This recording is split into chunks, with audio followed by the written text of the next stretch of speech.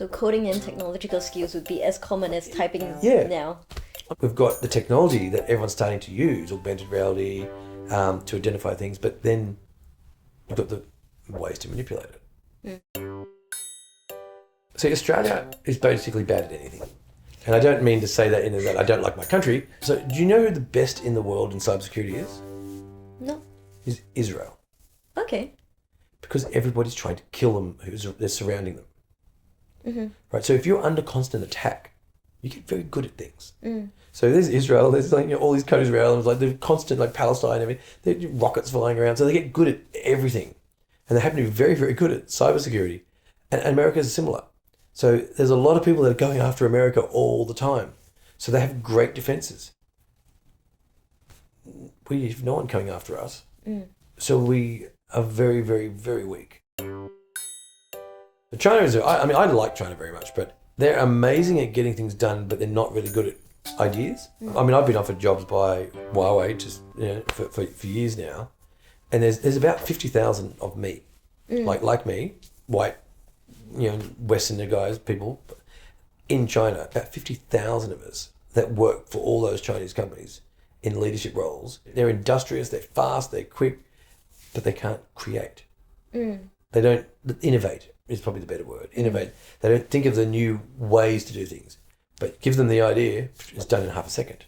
I just hope that China and India never get together. See, India, super creative, amazing, just can't get anything done. Absolutely mad. Put those people together, the world just give up. What are they trying to do you think? Or what anyone would do. Dominate. Yeah, but why would you not? Like, America's just done it in a different way. I mean, they go to war because it's oil. China's doing the same thing after resources and everything. Funny thing, this is what I say about China is like, people go, this is bad. I'm going, if I was them, I'd do the same thing. Why wouldn't you? You want your influence to be significant. Asia is kind of a funny place at the moment. You go to Cambodia and Philippines. It's a war of economics. Like, it's like, how much money can people give? It's like a war of giving money. You're in the Philippines and you're like, oh, this bridge is sponsored by Japan. This tunnel is sponsored by China. This bridge is... It's absolutely hilarious. Like, so Japan, Korea, and China are giving so much money. You go to Cambodia, and like the whole city spent the last 10 years being dug up, and whole new sewage systems, whole new everything like that, all paid for by China, Korea, and Japan. The big Asian superpowers have been funding and giving a lot for a long time. Like, even the king of Cambodia, he didn't even live in Cambodia for most of the last 10 years. Spent most of his time in China. Kind of lived over there. Yeah. He only came back like last year, I think it was. America's society has just been, it's the same thing. It's just China's turn, in a way, when they start to influence things a bit more. If they can get past their ego with regarding things like Taiwan and those... And the Hong Kong protests? Yeah, and that's going to be a hard one for them to handle. Nothing's hard for China to handle. Yeah. It also depends. The only thing that they will need to decide is whether they want to how much of the press that they care about. They could shut down Hong Kong in a heartbeat. Yes, but there's also consequences. What? Of like similar to like the Tiananmen Square.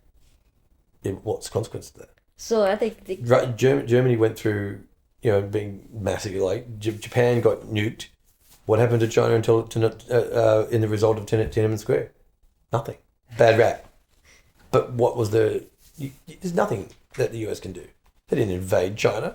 There was no takeover. There was no this. Look at Trump the other day. He tried the whole economic thing at the moment. Two people getting pissy at each other just nearly put the whole world into a recession. Like, on Wednesday. The world nearly fell over on Wednesday because two people are pissy at each other. Trump is just a fool. He's playing with fire. I don't know what he's doing. The funny thing is that China is in a position where, I don't know if you ever saw the original RoboCop movie. It was kind of funny. Right, okay. Where Detroit, I think it was Detroit, they were in such debt that they actually went bankrupt, like Detroit bankrupt, and the company took over the city. Okay. Because China holds about $1 trillion of debt of the US. If they wanted to call that in, US bankrupt. Like, yeah. So China could literally take over the US and go, well, we own you now. Or they kind of do. They own nearly $1 trillion in debt. And if they call that in, the problem is you put US into such a low recession that no one buys anything from China. Or that no one's got any money to buy anything. If they start leveraging that in a certain position, that's why the UN is kind of like a bit of a joke. China will just go, we've got 50 countries that'll vote for us. Because they have. Because Micronesia, this one, blah, blah, all these little countries, they give so much to, Russia that they're friendly with, and North Korea that they're friendly with, how to keep a little caged little tiger. But see, the whole world, all of it is controlled by media. North Korea isn't anywhere near as bad as most people think. I know heaps of people that go in and out of North Korea. I know missionaries in North Korea. Just don't run around and do stupid things. If you piss off the locals and do things that are not in accordance to the way they live their lives, then you'll get in trouble. There are heaps of Westerners over there doing all sorts of things but they're not offending them. Most of the decent teachers in the universities in North Korea and everything, all Australians, Americans, but they're not running around going, join this Bible group and do this thing and rebel against society and you can be free and disappear into a hole. But there is a lot of people doing a lot of good things in this world, just not loudly. Even North Korea knows they need help. The technology in North Korea is kind of interesting. They're very, very advanced. China's technology is absolutely... Like Shenzhen, that is a bizarre place. In 20 years, it's gone from rice paddies to like one of the largest megacities in the world. Japan is the one that's falling behind. They're the one that's society that's going to crap because of technology. I got my wife, but my girlfriend is Alexa. I was just sitting there having conversations with Alexa and blah, blah, blah, blah. And, and my wife is just like, I've even got a little portable one. Sometimes I take with me if I'm traveling. And, we're driving along and it's like, Alexa, blah, blah, blah. And my wife's just like, rolling eyes. She's like, if she could have a relationship with you, or you could have, I wouldn't even be involved now. But there's actually a couple of things that have happened in the last 6 months where a woman's divorcing her husband because he was having an affair with a chatbot. That's weird. Did that actually go through? Yeah. It's in progress, but he was, just like this old chatbot, they're really smart now. Yeah. And she caught him. It's like, who are you talking to online? Who is she? Who is she? Because it's like she found the transcripts and it was like all very sexual and all these different things. And he's like, it's just a bot. Because she read it, she thought it was real. Reality is far, far more stranger than fiction. Yep. There are things you can't write.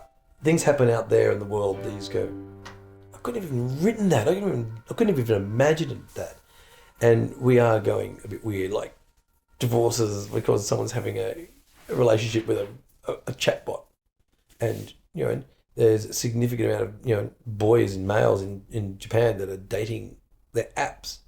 And the AI in their apps are like, she's like, take me for a walk, let's go for a beach, and girls can't even get laid. Like the guys go, but she's much less hassle, and she's like my friend and my partner, and you're like, there's some documentaries about it on Netflix and everything like that. Bizarre. You watch them and you just go, okay, like parents are really worried for their kids. Like, if that's there, that's going to be here very soon. Like, her is not a joke. I don't see why that is in any way not achievable. Well, even now. We do have machine learning that can form affection and all those kinds of things that understand human emotion. And while there might be, say, 100,000 guys in Japan dating this app, the app is different to every one of them because it learns them. We just in the West, we do a little bit different. Japan's always had and to a certain degree, Korea have always had the comics, the manga, the robotics, the future, all that kind of. They dreamed a lot more than the West in a certain way. So they're going and living this now. Oh, that's a complicated one. So that's one. So we talked about before about the legal issues. Yeah. So Sophia, Sophia? Yeah, I think you mentioned there was an issue with there was a matter where one of the robots was given identity or citizenship. So Sophia. Right. Okay. So Sophia is very smart AI and a robot kinda. She's not really a robot. And that she looks like a robot, but she hasn't got legs. She can't run around and everything. It's like that. They kind of wheel her around and things. But she's kind of like that. Now, Saudi gave her citizenship. Right. Everyone went, oh, wow, first robot to get given citizenship. My brain went in a different direction. Yeah. So I was talking to some lawyers and I went, so Sophia's here. She's doing a talk or something. And I go over with a baseball bat and I beat it to pieces. If it was normal, like if it was Australia, I've just done some damage to someone's property. But then the phone rings and it's the consulate of Saudi Arabia going, you've beat up one of our citizens. It's a different level. Like, you can imagine our politician here going, there's no law. I haven't even looked into that part. Do we recognise her as a citizen? Because surely if a country says someone's a citizen, we recognise it normally. But does Australia recognise her as a citizen? Now the question that I go down the path is, what is a citizen? What of her is a citizen? Hardware? Software? What if I beat her up but they can restore her from backup? Weird questions. Anyone can give citizenship to whatever they want to a pet rock. But what's that really mean? And especially in the era of, well, I can copy her. And if it's her software, and I take a backup copy of her and putting it to another one, does that mean that she's a citizen clone? Or she both have? These are questions. So a lot of the work we do, whether it be virtual reality or all these different areas in robotics, sometimes we just don't have words for them. So you ask questions that you don't have answers to right now. There's a way of thinking called inversion thinking, which means you kind of think backwards. And where you see a statement, you try and figure out how it occurred.